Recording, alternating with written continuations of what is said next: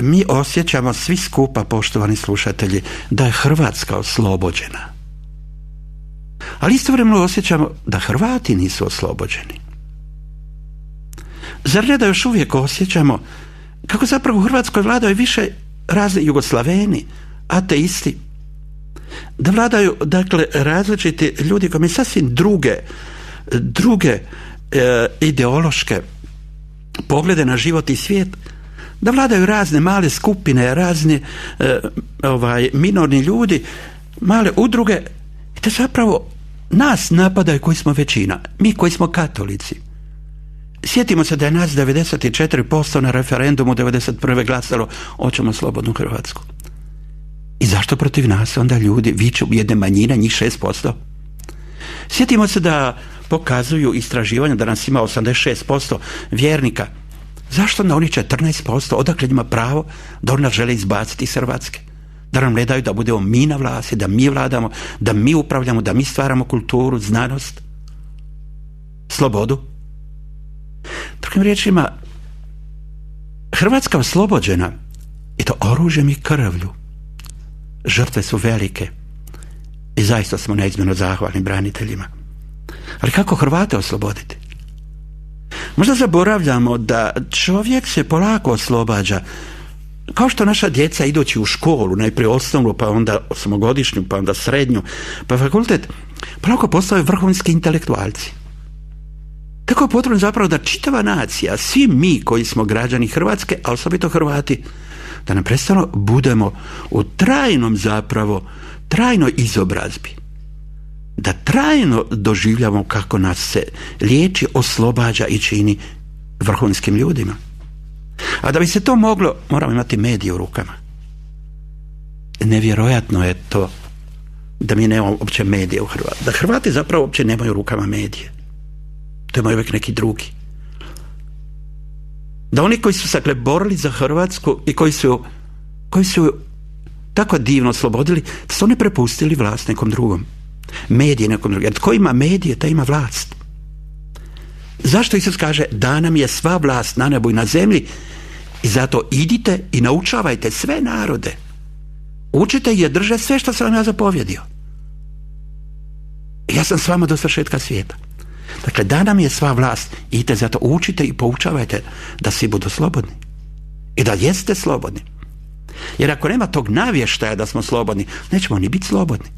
Ako nam se ne prestane trubi da nam ide slabo, da nemamo radnih mjesta, da smo jadni, da ovo i ono, dakle, da smo mi bili zločinci i koješta, ako nam se ne prestane do trubi, naravno da će to ući u našu krv, u naše gene, naravno da to zapravo u našim genovima stvara sasvim jedan drugi mentalitet i da mi time stradamo, da neko ubija nas. Zašto katolička crkva nema medije? Kako da ona nema, recimo, u svijetu, ali zašto nema kod nas jednu televiziju? Zašto nema bar 10 svojih radija? Zašto nema dnevne novine? Zašto ima tek jedan tjednik koji možda tek 25-30 tisuća ljudi ili još manje možda uzima? A potrebno je svaki dan govoriti ljudima, svaki dan ih poučavati, svaki dan im dati da gledaju i preko novina i preko medija svih drugih govornih i vizualnih, sve im dati. Zašto mi to nemamo? Ali zašto to nema Hrvatska?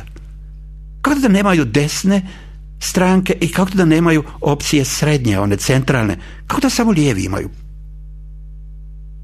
Imaju sve moguće medije?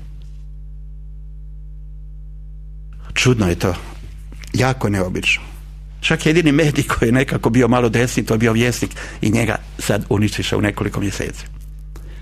I pitamo se, a tko je ovdje normalan, poštovani slušatelji?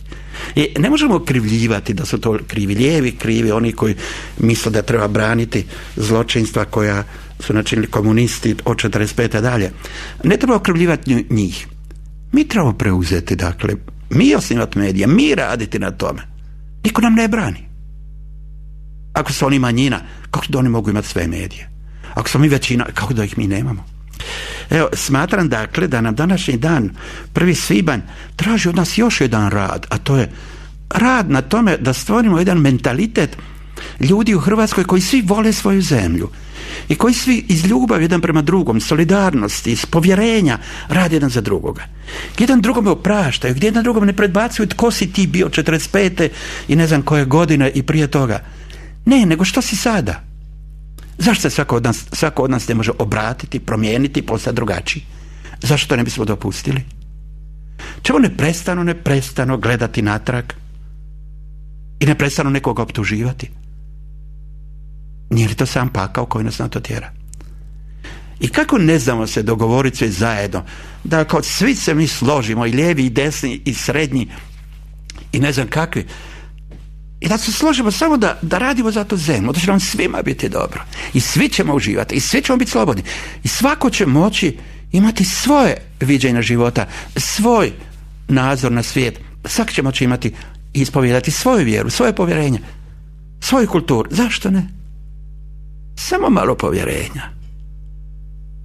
Zašto ne bismo otišli i na Bleiburg i svih 900 jama i iskopali i svakom stavili križ i svakome rekli znamo, poginuo si i za svakoga se pomorili, svakome dali smilovanje i milosrđe da se svi spase, i lijevi i desni i zločinci i žrtve. Kako bi to bilo dobro? Kako bi to bilo dobro? Ali zato treba imati medije. Zato ljudi trebaju čuti, zato ljudi trebaju pročitati, zato ljudi treba imati neko ko će im o tom govoriti. Kako je moguće da mi recimo imamo u crkvi nedjeljom 30, 50, neki imamo 100 vjernika u jednoj župi ili 200, a istovremeno razne novine, televizija, radio imaju na tisuće i tisuće svojih vjernika koji slušaju. I zato će se ljudi promijeniti što jedan puta nedjelju jednu malu propovjed održimo i to njih manjina. Da sluša svaki dan teške propovjedi protiv Hrvatske, protiv crkve, protiv morala, protiv braka, za ubijanje djece i za razne druge, eutanaziju i tako dalje. Kako možemo onda biti pravi?